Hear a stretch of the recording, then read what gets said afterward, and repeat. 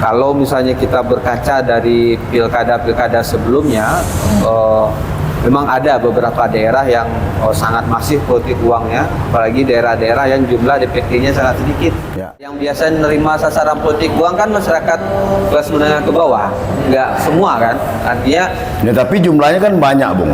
ya banyak karena Padangnya sumbernya nggak maju-maju gitu kan. Kita nggak pernah sejahtera, udah 15 tahun gini-gini aja kan gitu. Nah kalau dia nggak sejahtera ya maka kemudian politik uang itu yang akan bermain. Kalau dia teraniaya terus, masa 2 kali periode, 3 kali periode dia teraniaya, berarti dia nggak bisa hidup dong. Ya kan? Nah kalau gitu gimana kita mau cari pemimpin yang sukses? Kalau dia teraniaya terus. Di beberapa daerah itu mulai Juni, Juli, Agustus itu kan banyak kepala daerah yang kosong. Artinya Ada PJ ya? Ada PJ. Nah kalau dia PJ kan berarti ibarat ngisi bensin kan, kita mulai dari nol lagi, ya artinya harus dijaga performa juga. Nah itu pesan yang harus disiapkan oleh pasangan calon. 100 channel emang tukang otak paten. Assalamualaikum warahmatullahi wabarakatuh. Top 100 channel kembali hadir malam ini untuk menyapa viewers sedunia. Top 100 channel adalah terinspirasi oleh WhatsApp grup Top 100 yang merupakan kumpulan orang-orang hebat di Sumatera Barat di dalam grup itu. Dan seperti yang dikatakan sebelumnya, Top 100 itu diisi oleh berbagai latar belakang dan itu expert semua di bidangnya. Dan hari ini Top 100 Channel mengundang seorang warga Top 100 yang kalau saya boleh katakan ketika pemilu dan pilkada dia termasuk orang yang dicari karena analisisnya yang sangat mumpuni untuk membuka peluang hadir dalam kancah perebutan kursi wakil rakyat atau kursi kepala daerah.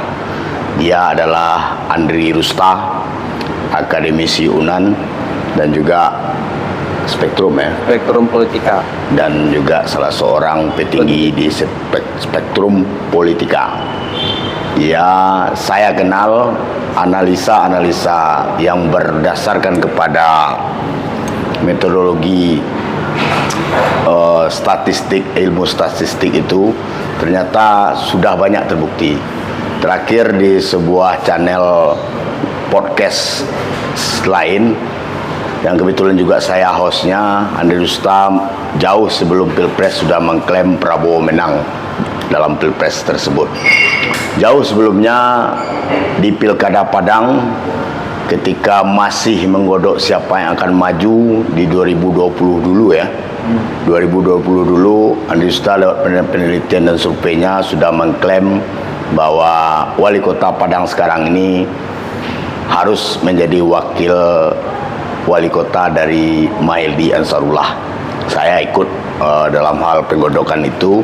Dan jelang Pilkada 27 November 2024 sesuai jadwal yang masih berlaku di KPU, tentu sudah banyak orang menghubungi Bung Andri Rusta ini, atau sudah banyak pula sosok yang muncul yang kebelet menjadi kepala daerah, calon kepala daerah.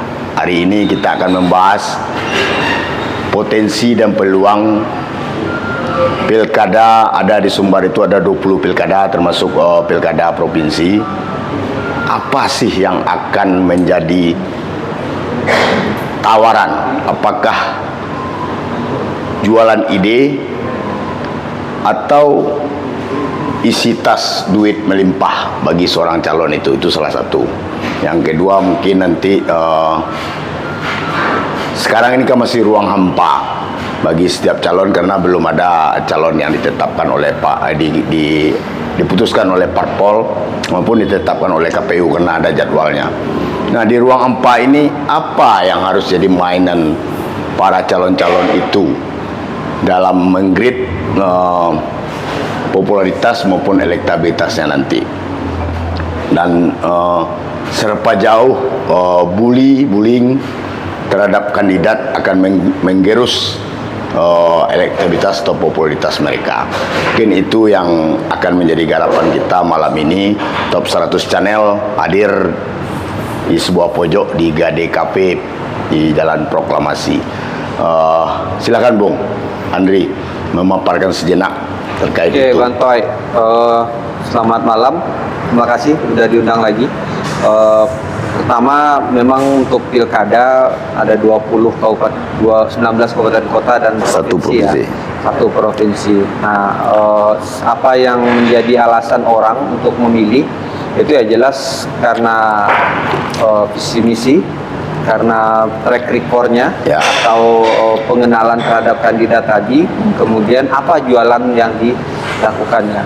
Tapi kemudian pertanyaan kita berikutnya adalah dengan melihat pileg 2024 kemarin, Ya. apakah kemudian politik uang juga berpengaruh? Nah, politik uang berpengaruh itu mungkin di beberapa daerah saja, tidak semua.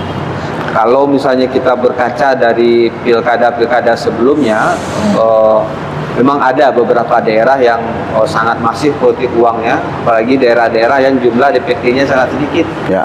Karena misalnya ada Kota Solo, Padang Panjang, Padang Pariaman, Panjang, Payakumbuh. Kota Pariaman, Payakumbuh. Nah, itu mungkin politik uangnya juga cukup ya, lumayan ya. Sangat strategis juga ya. Ya, sangat strategis. Tapi tentu juga dilihat juga siapa calonnya. Gitu. Kalau calonnya satu kaya satu miskin dalam tanda kutip ya, tidak kapagulo istilah orang. Ya, kalau tidak kapagulo mungkin politik uang tidak akan terlalu. Tapi kalau misalnya kedua-duanya adalah kapal tanker ya, Sultan. makanya di situ kemudian dia akan berpengaruh. Tapi kemudian itu kalau bicara politik uang, kalau misalnya kita bicara soal perilaku masyarakat, sebenarnya masyarakat kita itu yang dilihat itu siapa jako bahasanya, bahasa Minang ya, siapa orangnya, apakah dia sudah punya pengalaman atau dia adalah orang yang baru muncul ke permukaan gitu. Selama ini entah berantah, entah kemana-mana gitu, kemudian tiba-tiba muncul ya, orang kan bertanya juga. Gak mungkin masyarakat kita biasanya yang akan memberikan daerahnya ke orang-orang yang memang benar-benar baru. Beda ya.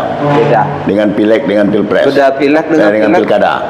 Pileg dengan pilkada beda. Kenapa? Karena kalau di pileg itu kan ratusan ya, puluhan orang. Ya ratusan, kemudian di satu dapil itu ada lebih dari 5 kursi. Lebih dari 5 kursi. Lebih banyak yang pilihan-pilihan yang akan dilakukan dalam masyarakat. Sehingga muncul orang yang tidak diprediksi lalu jadi diprediksi, ya. langsung jadi. Selagi dia bisa memperkenalkan diri, bisa menjual, ya maka dia akan terpilih.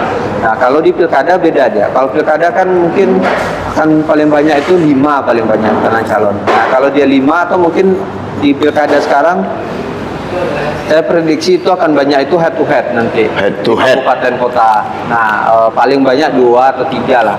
Nah, tapi kemudian kalau antara 2 atau 3 polarisasi politik masyarakat kan tentu dia juga akan berbeda. Orang akan cenderung untuk memilih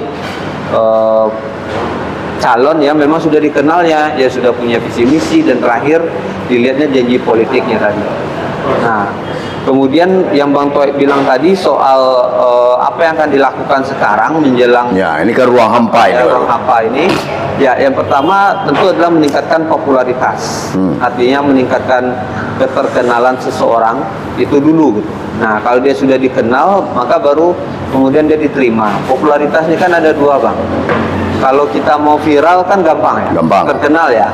Mau viral itu bisa Jalan aja di Padang, buka baju, ya, lalu di buka baju, videoin. Nah, itu kan. joget di joget di masjid viral juga, terkenal juga gitu. Tapi kan terkenal ada 2 ya, terkenal yang positif, kemudian yang karena hal negatif. Nah, yang pertama tentu adalah popularitasnya gitu, yang akan dilakukan.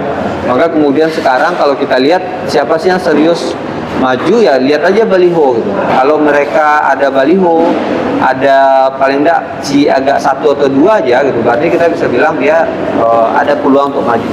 Tapi kalau dia masih malu-malu gitu kan, kemudian nggak muncul balihonya sama sekali, kemudian dia berharap orang memilih dia, ya popularitasnya tentu rendah. Ya, Nah, maka tapi kalau hanya mengandalkan baliho disebar, tapi si politisi atau si calon kandidat ini belum mampu melakukan penetrasi kepada parpol, kan bumerang juga. Belum bisa juga. Jadi tadi kan tahapan pertama itu meningkatkan popularitas. Ya. Nah, baru dia penerimaan ke masyarakat. Karena belum tentu juga ada orang yang memang sangat dikenal tapi dia sudah tidak disukai masyarakat. Nah, penerimaan baru masyarakat akan memilih. Nah, ke partai politik tentu juga pendekatan-pendekatan pasti dilakukan. Kalau misalnya kita lihat sekarang banyak calon yang sudah PDKT ya, sudah salam sana sini, sudah bertemu dengan pimpinan-pimpinan partai ya. Itu salah satu tujuannya. Ya, tapi apakah rejim pilkada 2024 ini akan seperti pemilu kemarin? Kan ada pertarungan frontal antara calon muda dengan calon yang senior atau yang tua. Sebenarnya tergantung ke calon yang muncul. Kalau misalnya tentu kita yang berharap yang muda-muda ya sekarang ya, karena udah eranya politisi muda ya. Apalagi sekarang kayak di Kota Padang, anggota DPRD paling muda tuh umurnya 23 tahun kan gitu kan. 23 tahun ya. Nah, 23 Siapa tahun. tuh Argi Kemudian Pinalo. Di Sumbar. provinsi di Sumbar juga masih umurnya 30-an juga. Bagas Nasution. Bukan Nasution atau adiknya Arika? Bagas, lebih muda Bagas. Lebih muda Bagas kan. Nah, artinya kan itu kan politisi muda yang memang sudah punya peluang gitu. Nah, mungkin tidak ada dikotomi antara tua dan muda, mungkin tidak. Tapi kita lihatnya sekarang memang yang akan muncul baru itu adalah politisi muda. Artinya ketika calon kandidat kepala daerah itu muncul hari ini, Iya. dia harus pandai melihat momentum ya. Iya. Momentum yang mengena ke pemilih itu. Ya, dia harus melihat ada sesuatu yang berbeda yang ditampilkannya. Artinya ada sesuatu yang Bedanya ini bukan ide aja ya, termasuk tidak hanya ide, cara performannya, performan, kemudian tampilan baliho, gaya bahasanya. gaya bahasa. Jadi dia tidak sesuatu yang ini bukan old style lah, bukan gaya tua gitu, tapi ada sesuatu yang kreatif yang dibutuhkan. Kenapa? Karena pemilih kita kan banyak pemilih muda. Ya, artinya tagline menjadikan Padang atau Sumbar lebih maju itu enggak main lagi tuh ya. Kalau maju-maju Kak Sumbar ini kapan mau majunya kan? Oh iya. Itu juga. Jadi harus ada pula tagline baru yang harus dilihat gitu. Kalau misalnya kita bilang mau Padang atau Sumbar maju-maju tapi nggak maju-maju ya percuma juga kan? Ya, saya maju, Sumbar lebih sejahtera, lebih hebat, lebih kan bahasa-bahasa baku zaman pilkada bahola itu kan. Iya, mungkin bahasa maju, kata maju itu kan banyak. Iya. Banyak ya. Jadi harusnya calon-calon ini berpikir tidak hanya maju gitu. Ya, ketika dia muncul dengan tagline atau ikon itu langsung teringat di alam bawah sadar pemilih harusnya. Ya, harusnya seperti itu. Jadi nggak hanya bicara soal masyarakat kan udah tahu juga apa yang mereka butuhkan, kemudian kan masyarakat kita udah cerdas juga. Jadi nggak bisa kita sebut dia hanya dengan tagline yang biasa-biasa saja, itu nggak bisa juga. Nah, kalau saya maju, saya bilang aja tagline saya nanti. Apa tuh? Siap beli suara rakyat. Siap beli suara rakyat ya. Iya. Bisa. Kalau siap mengamankan suara rakyat mungkin juga bisa. Bisa juga ya. Karena persoalan ide dan gagasan itu, kalau berkaca kepada pileg kemarin kan terkesan sangat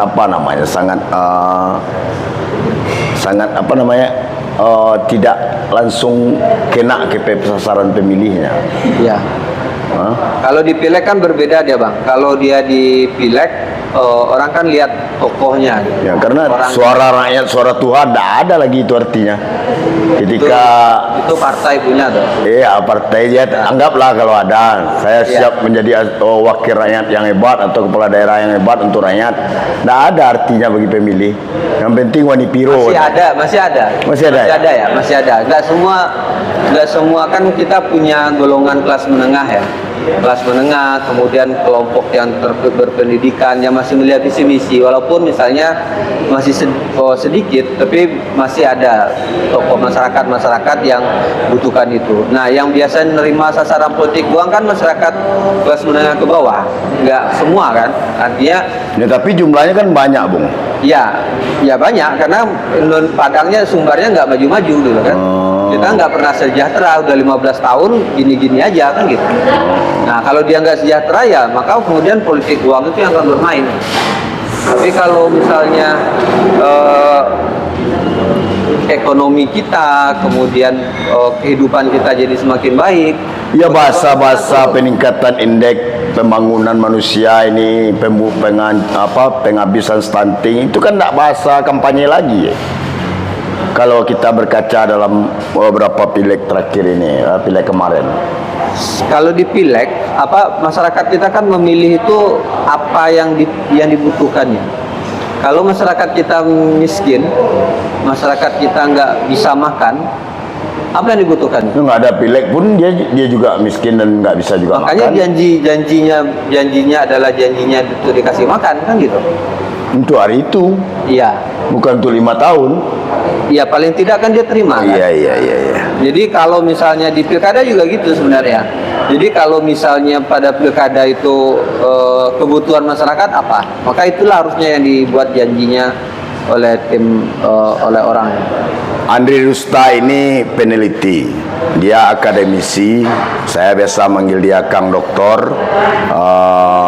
Dia orangnya bukan tipe yang meledak, tapi hasil analisanya itu akan muncul ledakan-ledakan, bahkan sering unpredictable dalam hasil gitu. Tapi ketika bicara pilkada 2024 ini,